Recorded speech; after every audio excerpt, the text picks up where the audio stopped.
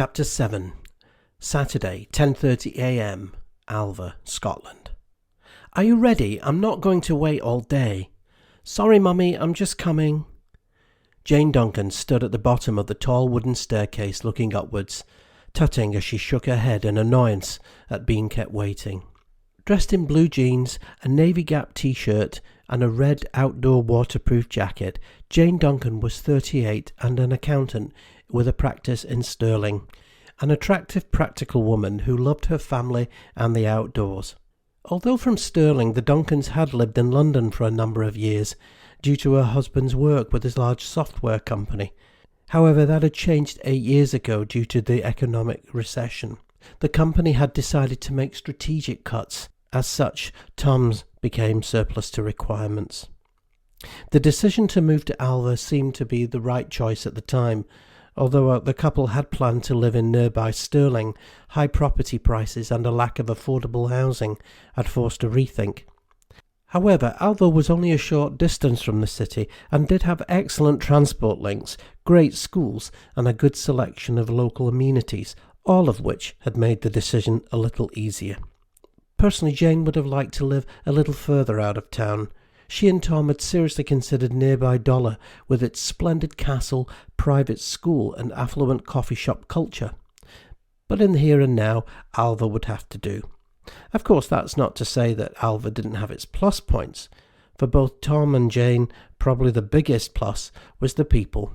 The support that they had received from the local community when their son Scott had been so tragically killed was simply amazing and had made a lasting impression on the couple.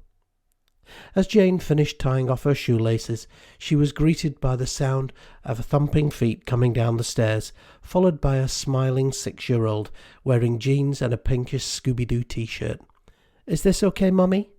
"Yes, you look lovely. Does the t-shirt still fit you okay?"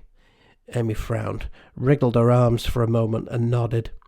Suddenly the large wooden front door swung open and a smiling Tom Duncan stood in the doorway, accompanied by an enthusiastic-looking golden retriever. Amy leaped in the air excitedly and yelled, "Wallace!" The dog responded eagerly by bounding forward and almost pulling Tom off his feet. "Whoa, doggy, you'll cause an injury." After a few moments of furious excitement, the dog eventually calmed down, allowing Tom to recompose himself. "Is everyone ready for a walk up the glen?" Both mum and daughter grinned and shouted a unanimous chorus of yes. "Well, okay then, let's get going." Tom quickly turned around and stepped out into the waiting sunshine and took hold of his daughter's hand. Leaving the house, the warmth of the August sun felt good. The walk up the glen was a mere 10-minute stroll, passing by Johnson Street and Stirling Street. Across the busy road, it was past the popular No. 5 pub and up into the glen. Many locals spoke of Alva as the best of both worlds. One minute you could be in the bustling street and the next you could be enjoying the emptiness and tranquillity of the surrounding hills. For Tom and Jane Duncan, it was certainly a major factor in their decision to live in Alva.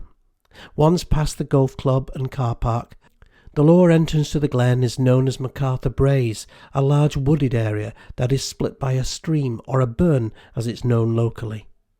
Now an interesting visitor attraction for tourists and walkers alike, the Braes contain a number of relics from Alva's industrial past.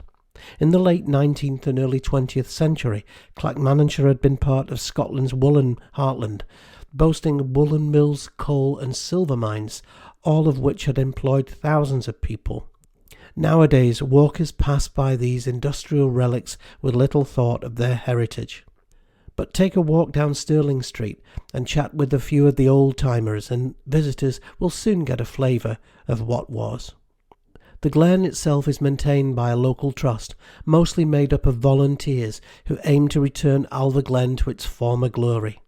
As a patron, Tom always reminds anyone that comments that we have a responsibility to maintain this historical area. As well as voluntary work, the project also raises money by holding the traditional September Alva Glen illuminations. This is an event that the entire family looks forward to. when the whole of MacArthur Braes becomes illuminated with coloured fairy lights and candles placed in hand-painted jam jars decorated by local school children. Having now passed what seemed to be the last run of day trippers, Tom released Wallace from his lead, and the energetic retriever ran ahead, occasionally looking back as if to check that everything was okay. Amy skipped ahead, calling to the dog that was far too interested in the prospect of discovering a tasty morsel left by a careless child or a visitor. Tom took hold of his wife's hand as they continued over an old but sturdy bridge and continued upwards into the glen. Tom glanced at his wife and gave a little smirk. "What?" she said, as if she detected that Tom's sudden smirk was aimed at a joke at her. "It's nothing. I was just remembering the last time we were up here, remember?" Jane grinned. It was about 3 months earlier, when the family had been walking in the glen, when they passed a family of Orthodox Jews visiting the area on a pilgrimage. Dressed in black, the family initially seemed out of place, and when the dog approached one of the children to play, a woman lashed out wildly, seeming distressed that this furious beast was about to attack one of her young. "Have you never seen them again?" Jane asked. "No, have you?" Tom shook his head. "No, although I know people who have." As the family climbed upwards into the wooded gorge, it began to open out, revealing an array of trees and plant life. Ahead, Amy stopped for a moment, looking back for reassurance. The path ahead had begun to narrow, and walking side by side was no longer an option. "Do you want to come and walk with us now, darling? It's perhaps best if you hold Mummy's hand." As instructed, Amy stopped and waited for Jane to take hold of her hand. "Can we go to the top, Daddy? Do you think we can make it?" With a quick glance upwards, both mother and daughter responded with an enthusiastic, "Of course we can." "Okay, you go ahead and I'll walk behind."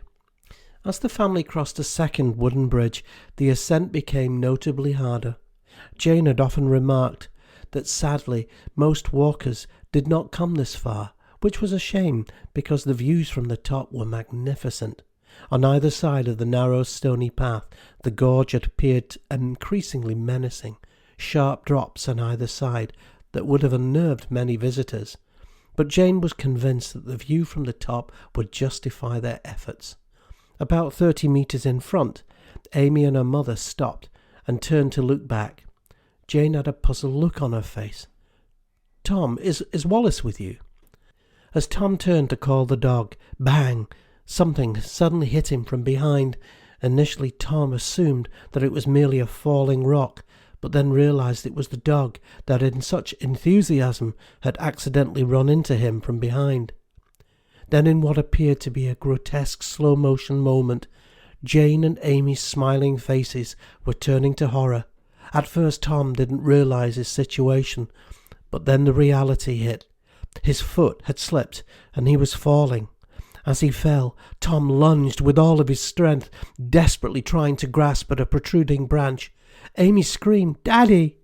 Without thinking, Jane pulled Amy aside and threw herself towards her husband in sheer desperation. "Tom, take my hand!" Jane yelled. Tom realised that he had no choice but to put all of his faith into this one moment. Swallowing hard, he lunged and grappled for Jane's hand. With all of her strength, Jane frantically pulled, desperately trying to save him, her husband, from what now seemed to be a certain death. But something was wrong. Tom couldn't get a foothold. The ground was muddy, and his grip was loosening. He looked into his wife's eyes in anguish. "Oh my God, I can't hold on, I'm "No!" Jane screamed. But it was too late. He was falling.